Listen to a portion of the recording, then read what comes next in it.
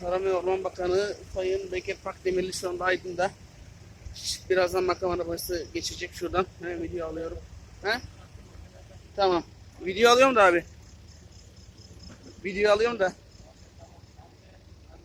Evet. Tarım ve Orman Bakanı şu anda Aydın'da. Evet.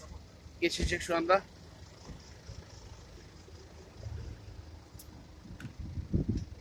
Evet. Şu anda Tarım ve Orman Bakanı Aydın'da. Birazdan makam arabası geçecek. Bir sürü korumaları var, polisleri var. Evet.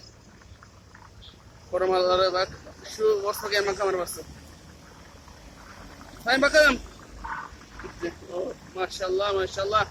Polislere bak maşallah maşallah maşallah. Bu da Aydın'ın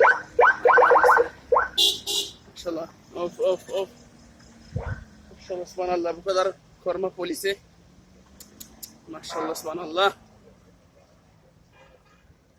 Maşallah subhanallah maşallah. Maşallah. Evet. Aydın valisi var. Aydın Tarım ve Orman Bakanı var. Şöyle video aldım da. Evet. Hasta ziyareti yapmaya gittiler şu anda. Aydın Adnan Menderes Üniversitesi'ndeyiz. Bayağı korumaları var şu anda. Tarım ve Orman Bakanı'nın. Evet. Bayağı korumaları vardı bayağı.